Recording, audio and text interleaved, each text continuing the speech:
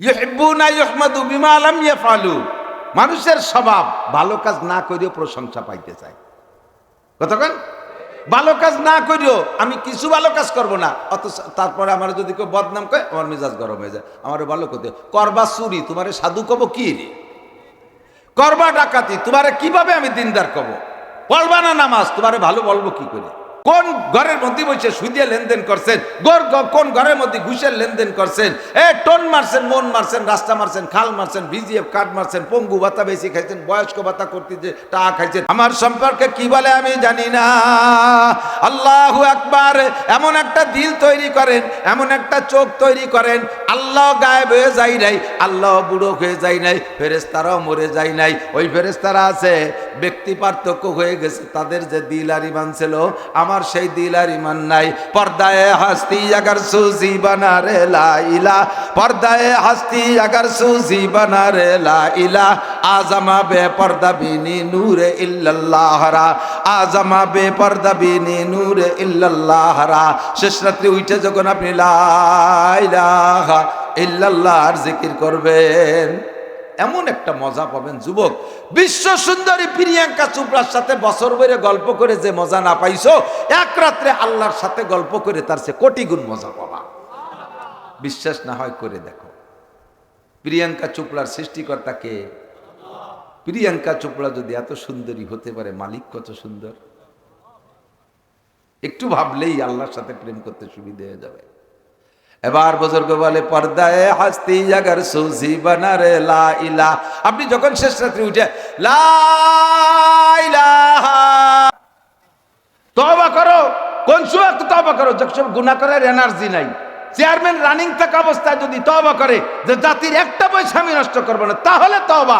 আর চেয়ারম্যানিতে fail করছে, আহকা আস্তাগফিরুল্লাহ, আর আকাম কুকাম করব না। কেন করব না? কাল এবার পাস করতে পারিনি। দারের কাছে আসে কয়ে দিলাম, আড়ালে কলি কি বাতাতো। যদি এখন তওবা করো, বিগত জীবনে যা গুনাহ করেছো সব গুনাহ থেকে তওবা করো। সমস্ত গুনাহগুলো এই জায়গায় বসে যদি না হয় তাহলে আমি আর রস করবো না। এরপরে কয় আমাকে রুজিতে বাড়ি দূরি আছে, সুরিয়ে দিয়ে খাতে হবে, মাইটার খাতে হবে, একে স্থায়ী তওবা তোর করি পারা যাবে। যখন বেকায়দায় পড়ছে আস্তাগফিরুল্লাহ, নির্বাচন আইছে ভোট চাওয়ার জন্য আস্তাগফিরুল্লাহ, টুপি টুপি মাথায় দিয়ে বেশ বাড়ি বাড়ি ঘুরে বেড়াচ্ছে। হজে আসার আগে নামাজ পড়তেন না, হজে আসার আগে দাড়ি কাটতেন, হজে আসার আগে ঘুষ খাইতেন, হজে আসার আগে সুদ খাইতেন, হজে আসার আগে বউ থেকে সোনারগাঁও হোটেলে রাত কাটাইতেন। এই আকামগুলো যদি বাড়ি দিয়ে আর না করেন, তাহলে বুঝবেন যে কবুল হজ দিয়ে বাড়ি আইছেন। ঠিক কিনা?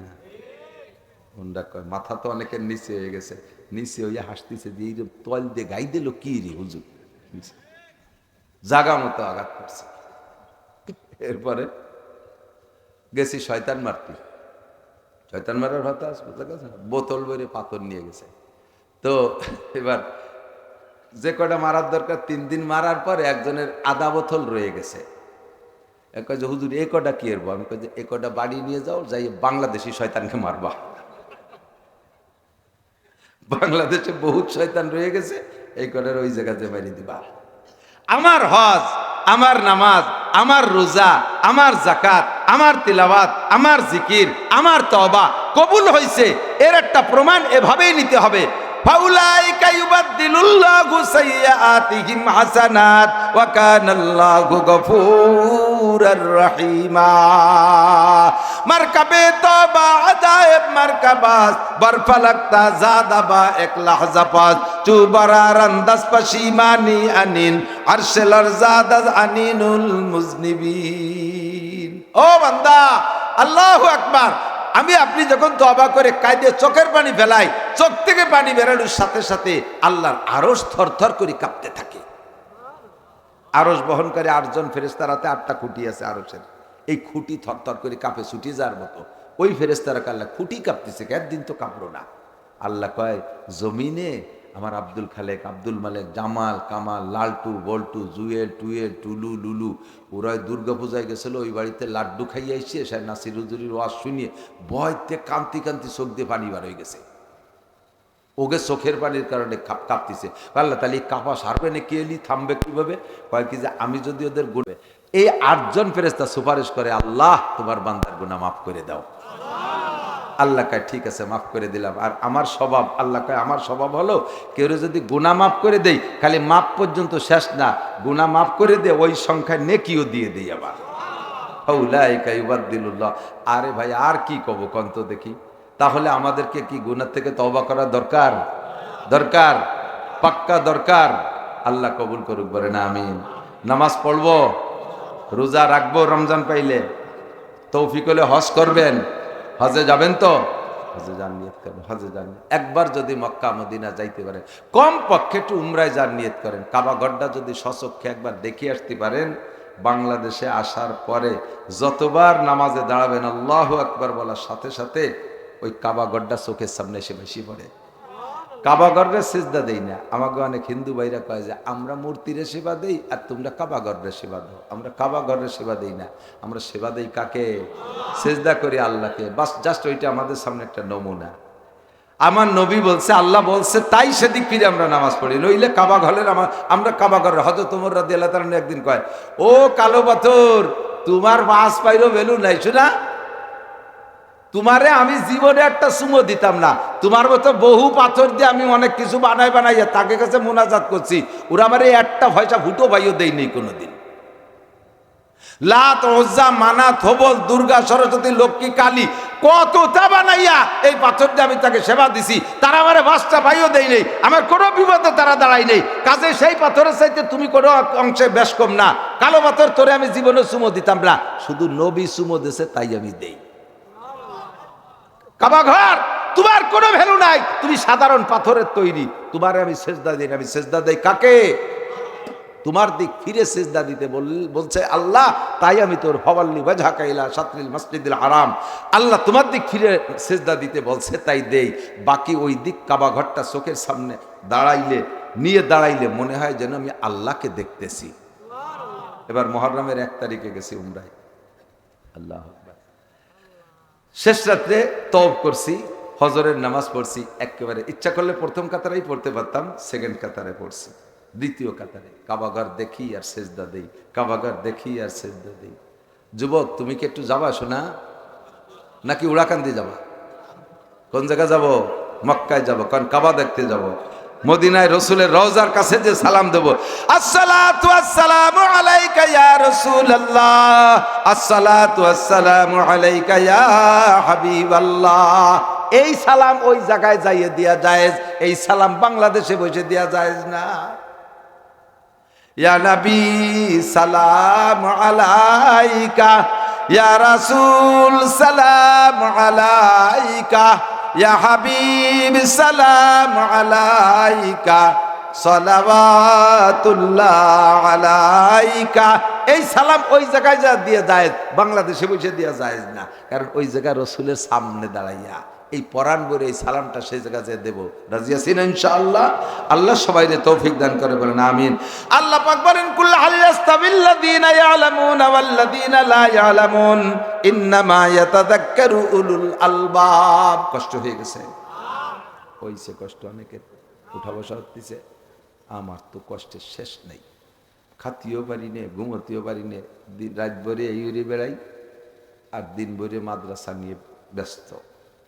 যে গরু দিয়ে রাতভর মলন বলে, আবার দিন ভরে আল চাষে ও গরু দিন বেশি টেহে না, ও গরু বেশি দিন রাতভর মলন বলা ছিল না আগে, মুরব্বীরা গরু ঘুরোই মলন বলতেন না। আবার সকালবেলা উঠে সেই গরুটা যদি আলে নিয়ে যায়, ও খালো কর্ণের ঘুমলো কর্ণের, ও গরু বেশি দিন টেহে না। শুকোই যাচ্ছি, খাতিও পারি নে, ঘুমোতেও পারি নে, ওদিকে মাদ্রাসার বোঝা, টাকা পয়সা যারা সাইডে দিত আমাকে ওদিক, তারা কয়েনতে কয়েনে আড়াই গেছে, খুঁজে পাচ্ছি না। এই টাকার বড় চিন্তা, আল্লাহ পাক কিভাবে চালায় এই দুশ্চিন্তায়। এই যা কামাই করি, আজকে আবার ড্রাইভার সাথে আছে, আসার সময় করছে, হুজুর একটু তেল কেনার দরকার। আমি এই কয়দিন যা কামাই হচ্ছি মাদ্রাসার নামে খরচ বরচ করে দিনা দেখ যা দিয়ে আমার পকেটে আছে এই 500 টাকার নোট 2 এন আর এই 100 টাকার নোট 2 কিনেন আছে। বললাম যে না, কিনা যাবে না, ওরা কই নেই যে টাকা নেই, কিনা যাবে না। তারপরে যারে যাচ্ছে ওরা 2-4টা দিলি যাওয়ার পথে কিনে নিয়ে যাবানি। তেল কেনার পরে যা থাকে বাজারঘাট করার পরে সব মাদ্রাসায় চলে যায়। এই টেনশনেই শরীর স্বাস্থ্য খারাপ হয়ে যায়। কতক্ষণ কুলায়? 500 ছাত্র, 27 জন শিক্ষকের মাসে বেতন আসে 4 লাখ 4.5 লাখ টাকা। তারপরে বিদ্যুৎ বিল আসে প্রত্যেক মাসে 25,000 টাকা। কন্দি আপনার তো সারা বছর ভরে 25,000 হয় না, এ দিতে হবে। 200 ছেলে বোর্ডিংই খায়, চাউল পাবো কোথায়? 200 ছেলের চাউল গুছাতে পারলেও এর তরি তরকারি কত লাগে। আর আপনাকে এদিক তো সপ্তাহ আছে, বিএনপি আছে, জামাত আছে, সব দল আছে। আমাকে গেলের পাইকারি নিজলি আমলিগ বিলেতিও আমলিগ করে, তো তারা তো সব বিপদগ্রস্ত। ওই জন্যই আমাকে দেনেওয়ালার অভাব হয়ে গেছে। তারপরে আওয়ামী লীগের লোক আল্লাহ রহমতে মাদ্রাসায় খুব দেয়, যা দেয় আলহামদুলিল্লাহ তাই নিয়েই চলতেছে। আল্লাহ তাদেরকে দেয়ার তৌফিক দিক। আমি সংক্ষেপে শেষ দিকে এসে 2টা কথা জিজ্ঞেস করতেছি আল্লাহর পক্ষ থেকে। আল্লাহ পাক আপনাদের কাছে জিজ্ঞেস করতে অর্ডার করছে আমাকে, হাল ইয়াস্তাবিল্লাযীনা ইয়ালামুনা ওয়াল্লাযীনা লা ইয়ালামুন, যে জানে আর যে জানে না, শিক্ষিত আর মূর্খ কখনো কি সমান হতে পারে? হাল ইয়াস্তাবিল আমা ওয়াল বাসির, চোখওয়ালা মানুষ আর অন্ধ মানুষ সমান হতে পারে? হাল ইয়াস্তাবিল হাই ওয়াল মাইয়িত, জীবিত মানুষ আর মরা মানুষ কি এক দামে বিক্রি হয়? কোনোদিনও না। কয় মরা মানুষ আর তাজা মানুষের যেমন পার্থক্য, অন্ধ আর চোখওয়ালা মানুষের যেমন পার্থক্য, শিক্ষিত আর মূর্খ মানুষের মধ্যে ওইরকম পার্থক্য। শিক্ষিত মানুষের দাম কেমন? আল্লাহ কয় ইয়ারফাইল্লাহুল্লাযীনা আমানু মিনকুম ওয়াল্লাযীনা উতুল ইলমা দারাজাত।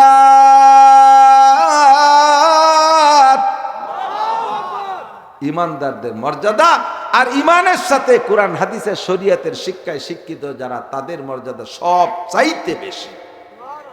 দাম দিয়েছে কে? এখন কি শিখবেন আর কি শিখবেন না, IABM পাস না করলে কবরে যাবে, কবরের কোনো প্রশ্ন হবে না। কবরে কে জিজ্ঞেস করবে, মিয়া তুমি IAS পাস করে আইছো? জিজ্ঞেস হবে। BA পাস করছো? জিজ্ঞেস হবে। হাসরের মাঠে কি এই IABM BCS এর সার্টিফিকেট দেখালি পাস পাইলে লাভ আছে? কোনো লাভ নাই। যেই সার্টিফিকেট দেখাইলে লাভ আছে সেই সার্টিফিকেট হলো কোরআনের সার্টিফিকেট। কিসের সার্টিফিকেট? আমি এই বুড়োকালে আপনাদের এখন বুঝছি, সবার একটু বিরক্ত লাগতেছে, আর পারবো না।